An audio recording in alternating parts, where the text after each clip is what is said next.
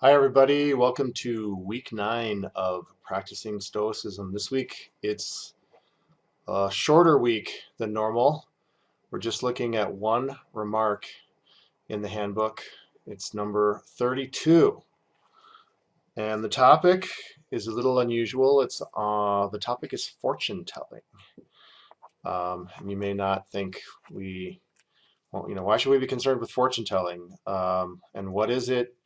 One thing to know is that in Epictetus's time, it was common to approach people to consult with. They were sometimes, they were fortune tellers. Sometimes they were diviners. They might be connected to a religious temple or some sort.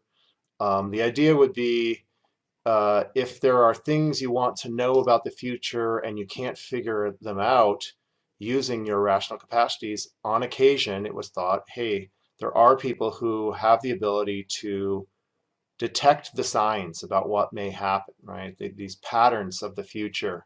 It might be by inspecting your dreams or by certain omens or certain patterns in the world.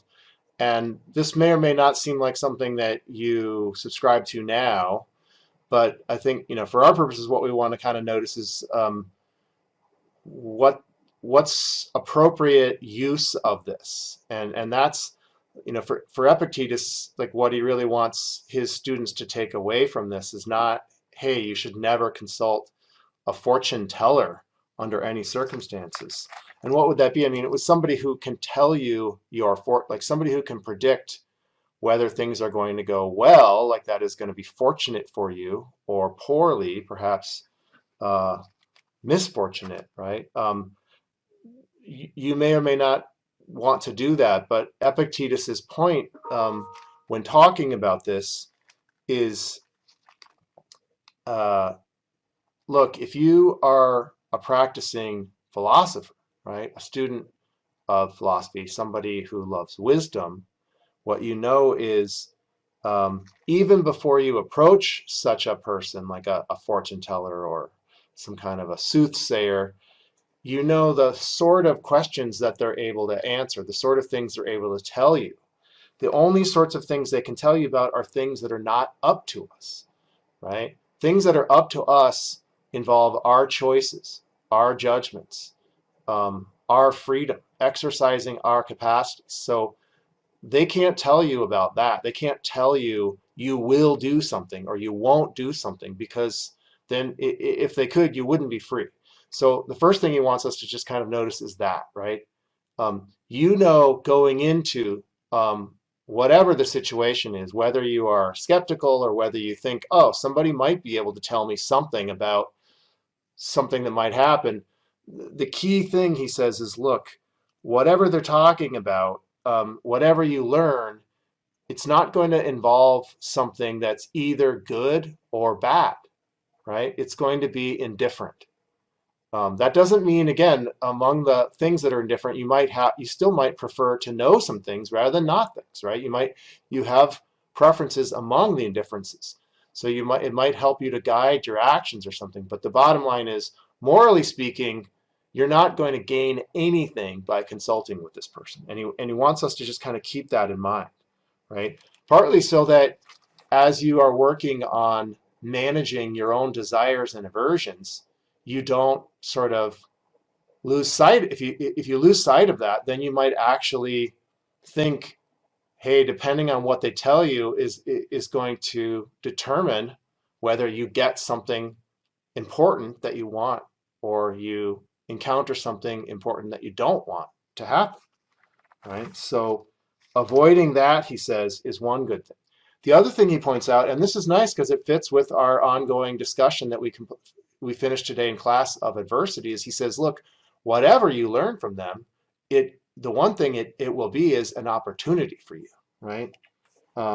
Something, he says, that you can put to excellent use and with no one to get in your way, right? So the one thing you'll have, whatever you learn about the possible future, possible outcomes, is you will have the opportunity to do something good, or to do something bad, and ideally, right, do something good.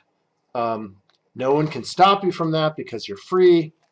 The other thing he says to keep in mind, and this ties back to the previous remark 31, remember, which was talking about how we conceive of our relationship to the gods, is that the gods, as the Stoics think of it, sanction everything, right? The whole world, the way it's unfolding, all of the different things, whatever's going to happen, whatever these fortune tellers may tell you, in some sort of big perspective, like from, if you sort of abstract away from your own individual life, from the perspective of the gods, whatever happens is something that they have decided is appropriate, right? You may not understand it. It may not make sense to you.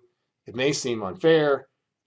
But again, that's another sort of just piece of advice he has. Like, don't lose track of the fact that even though you're talking to some individual human being, really, the idea is they're sort of, if they have access to some information about the way the world goes, they're sort of channeling information that the gods are providing. Like, the gods are allowing some of their divine plan to be detected or discerned by this person.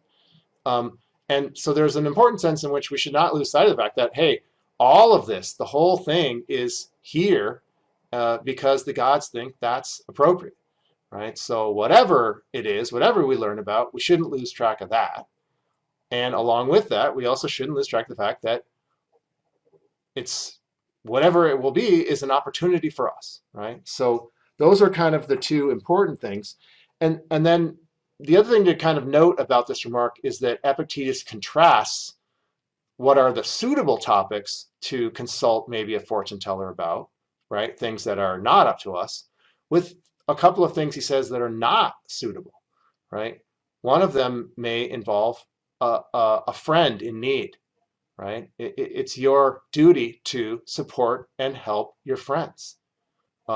Another, he says, would be a case where your country needs you, right? Maybe you need to risk your life to defend your country. He says, neither of those things are things that the fortune teller can tell you anything about. They can't tell you what to do.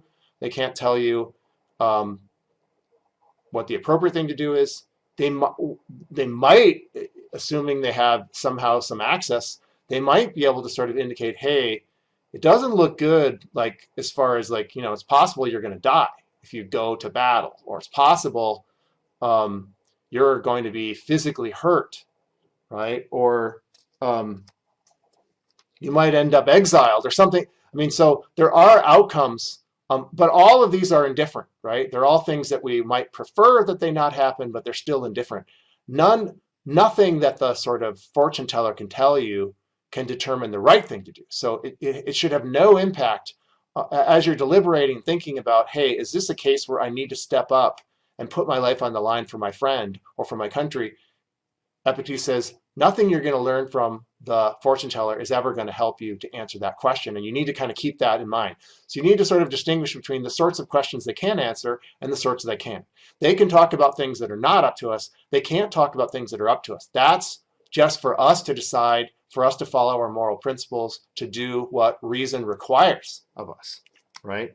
And so that's a case, he says, where, if anything, you should be really thinking again of like the gods. And in particular, he mentions, I think for the first time, a god by name. He says the Pythian Apollo. So the god Apollo, he says, right, when somebody consulted at the temple that was dedicated to Apollo in Delphi, they consulted there, and they were a person who had not helped their friend when that friend was being attacked and ultimately killed by vandals or thieves or murderers or what have you.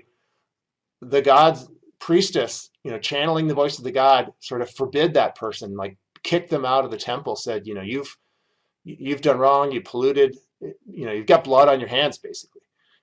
That's the sort of, that's who we should be consulting if we're sort of trying to think about what's the right thing to do. Like, maybe the gods can give us examples like that to remind us, hey, we got to do the right thing rather than the wrong thing. But these fortune tellers are never going to be able to settle that for us. And so we just kind of need to keep that clear as we go along. Okay, that's it for this week. Like I said, a little bit shorter week. Next week, remark 33, I think you are really going to enjoy. It is a longer one, but it's kind of a description by Epictetus of a code that a philosophy student might try to follow as they are making progress, as they are training, as they are trying to, go after uh, wisdom, like reform their lives, lead a better, more meaningful life. And he has a number of suggestions for how you should live. Okay, see you then.